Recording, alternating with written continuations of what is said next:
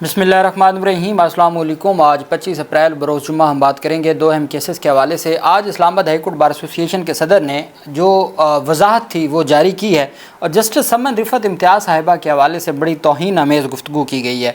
ऐसा क्या किया जज साहिबा ने और ऐसे क्या इक़दामात किए गए या कैसे अदालती फ़ैसले आए कि जिसके बाद फिर हुकूमती, चूँकि वो अब हुकूमती सदर हैं, तो हुकूमती जो सदर हैं उनकी जानिब से इतना, और फिर पाकिस्तान तहरीक इंसाफ की हमायत से मुतल्लिक़ भी जो उन्होंने आज वजाहत की है। साथ इमरान खान शहबाज शरीफ केस, जो शहबाज शरीफ का हर जाने का केस था जिसमें जिरह की गई थी, आज उसमें समाअत हुई, उसकी तफसीलात भी मैं आपके साथ शेयर करूँगा। और एक बड़ा माफिया है, 315 अरब रुपए टैक्स चोरी के केस में बड़ा माफिया आज गिरफ़्तार हुआ और उनके जिस्मानी रिमांड पर समाअत हुई, उसकी तफसीलात भी मैं आपके साथ शेयर करूंगा। सबसे पहले आप जानते हैं मौजूदा जो सूरत हाल है पाकिस्तान में और जिस तरीके से भारत धमकियां दे रहा है, और हमारे जो वज़ीर हैं ख्वाजा आसिफ, उनकी जानिब से जो आप उसको कह सकते हैं कि इरेलीवेंट स्टेटमेंट्स दे के वो अपना बयानिया ख़त्म कर रहे हैं, अपना बयानिया तबाह कर रहे हैं, और पता नहीं क्यों उनको ऐसे मौजू के ऊपर गुफ्तगू करने की इजाज़त दी जाती है हमारी हुकूमतों या रियासत की जानिब से। अब इस वक्त सूरत हाल ये है कि सऊदी अरब ने रब्ता किया है, वज़ीर ख़ारजा सऊदी अरब ने पाकिस्तान से भी रब्ता किया है, भारत से भी रब्ता किया है, और वो सालसी का किरदार अदा करना चाहता है सऊदी अरब। अच्छी बात है, मामलात बेहतर अंदाज में हल हो जाएँ। और जो जुनून है भारत को कि हर सूरत जंग का जुनून है, तो उससे हर सूरत रुकना होगा, चूँकि हम बतौर पाकिस्तानी पुरअमन लोग हैं और हम नहीं चाहते कि यहाँ या वहाँ किसी को मौका मिले। वहीं पर रूस और बरतानिया ने अपने शहरियों के लिए पाकिस्तान से मुतल्लिक़ ट्रैवल एडवाइज़री जारी कर दी है। उसमें रूसी सफारतखाने की जानिब से जारी इंतबाह में कहा गया है कि रूसी शहरी पाकिस्तान का सफ़र करने से गुरेज़ करें, कशीदगी कम और सूरत हाल मुस्तहकम होने तक रूसी शहरी पाकिस्तान का सफ़र ना करें। रूसी सफारतखाने के मुताबिक हदायत पाक भारत ताल्लुकात में कशीदगी और बाज़ हुकाम के जंगजू या जो बयानात के तनाजुर में दी गई है। इसके अलावा पाक भारत कशीदगी पर बरतानिया ने भी अपने शहरियों के लिए ट्रैवल एडवाइज़री जारी करते हुए कहा है कि बरतानवी शहरी भारत और पाकिस्तान की सरहद के 10 किलोमीटर के अंदर सफ़र से गुरेज़ करें।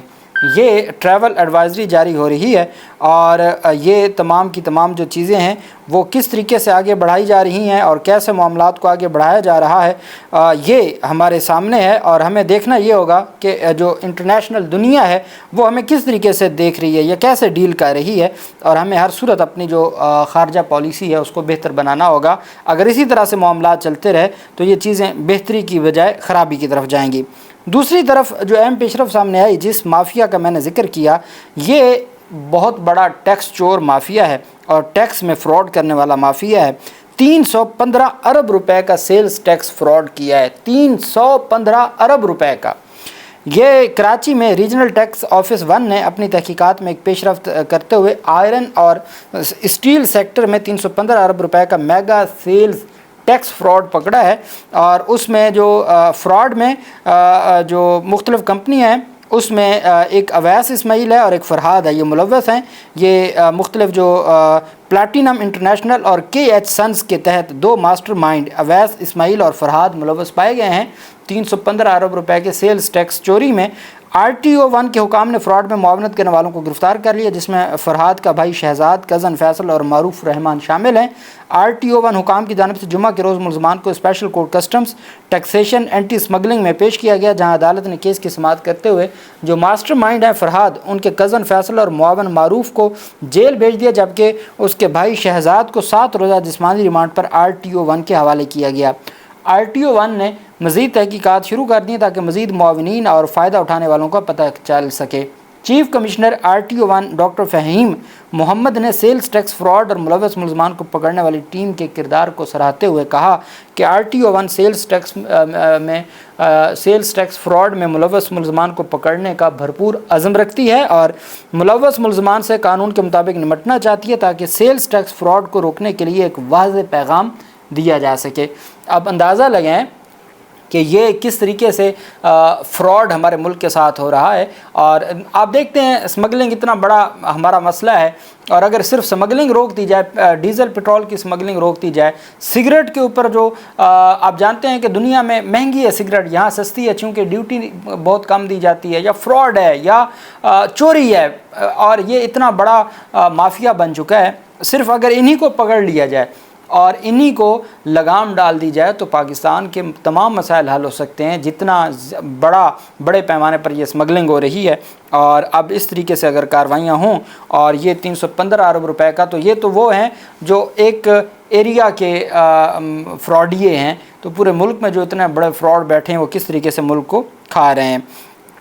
ہرجانہ کیس ہے، پاکستان تحریک انصاف کے سربراہ عمران خان کے خلاف 10 ارب روپے ہرجانے کا کیس شہباز شریف نے کیا ہوا ہے، جس میں بطور مدعی شہباز شریف کی لاسٹ ڈیٹ آف ہیئرنگ پر جرا ہوئی تھی. ابھی جرا مکمل نہیں ہوئی تھی اور آج دوبارہ انہوں نے پیش ہونا تھا. عدالت میں سماعت ہوئی. سیشن عدالت میں عمران خان کے خلاف شہباز شریف کے 10 ارب روپے ہرجانے کے کیس کی سماعت شروع ہوئی تو وکیل نے بتایا کہ قومی سلامتی اجلاس کی وجہ سے وزیر اعظم مصروف ہیں، جو موجودہ حالات بنے ہیں اس وجہ سے شہباز شریف مصروف ہیں تو وہ آج ویڈیو لنک پر پیش نہیں ہو سکتے. وکیل نے استدعا کی کہ شہباز شریف سرکاری مصروفیت کے باعث ویڈیو لنک پر دستیاب نہیں ہے اور سیشن عدالت سے کیس کی سماعت ملتوی کرنے کی استدعا کی. اب جانتے ہیں کہ 19 اپریل کو شہباز شریف نے اپنا بیان ریکارڈ کروایا تھا. اپنے بیان میں شہباز شریف نے کہا کہ میں نے عمران خان کے خلاف ہرجانہ پر خود دستخط کیے، جس کی تصدیق کے لیے عہد کمشنر خود میرے پاس آیا. عمران خان نے آج تک میرے آمنے سامنے یہ الزام نہیں لگایا، بلکہ عمران خان نے یہ الزامات 2 ٹی وی چینلز کے پروگرام میں لگائے. مجھے علم نہ ہے کہ دونوں چینلز کہ یہ پروگرام کس شہر سے نشر ہوتے ہیں. اور ساتھ جب یہ پوچھا گیا کہ کیا یہ درست ہے کہ عمران خان نے آج تک آپ کے خلاف از خود بیان نشر یا شائع نہیں کیا، انہوں نے کہا جی کہ یہ الزامات ٹی وی چینلز پہ لگائے. پوچھا گیا کہ یہ وہ الزام ہے کہ پاناما کے لیے خاموش رہنے کے لیے عمران خان کو 10 ارب روپے کا رشوت دینے کا کہا شہباز شریف نے. اس پر پھر عمران خان نے یہ بیان دیا، 2 ٹی وی چینلز پر دیا. اب سوال یہ تھا کہ کیا ان ٹی وی چینلز کو آپ نے فریق بنایا؟ نہیں بنایا.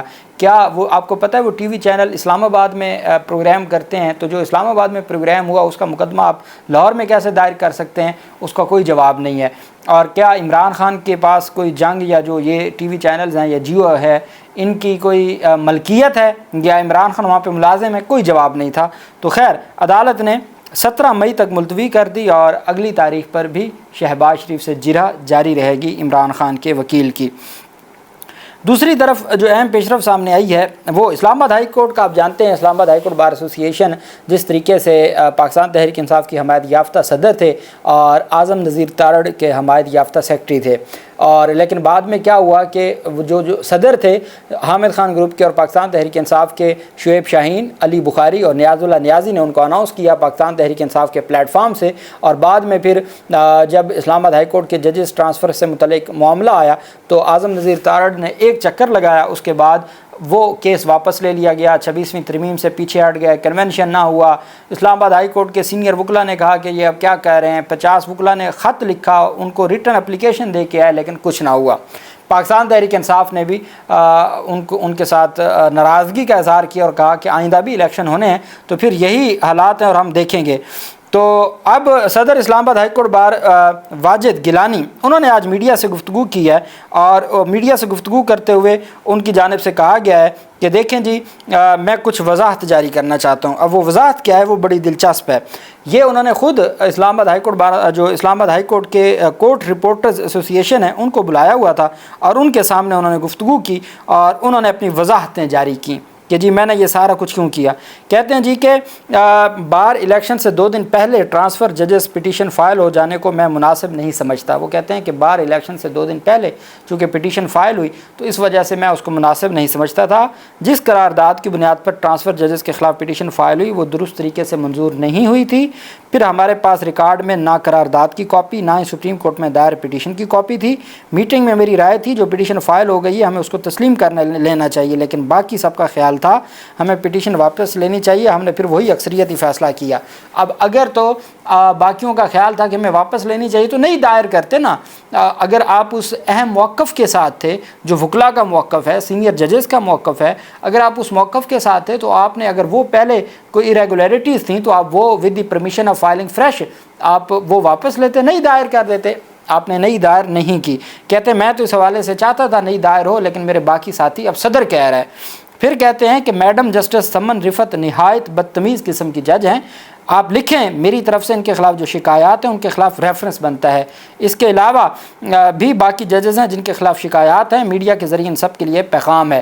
اب صدر جو ابھی حکومتی گروپ میں شامل ہو گیا ہے وہ کہہ رہا ہے کہ جسٹس محمد رفعت امتیاز نہایت بدتمیز انسان ہیں، قسم کی جج ہیں، بدتمیز قسم کی جج ہیں۔ یہ آپ لکھیں میری طرف سے، اور باقی ججز کے خلاف بھی شکایات ہیں اور ان کے خلاف ریفرنس بنتا ہے۔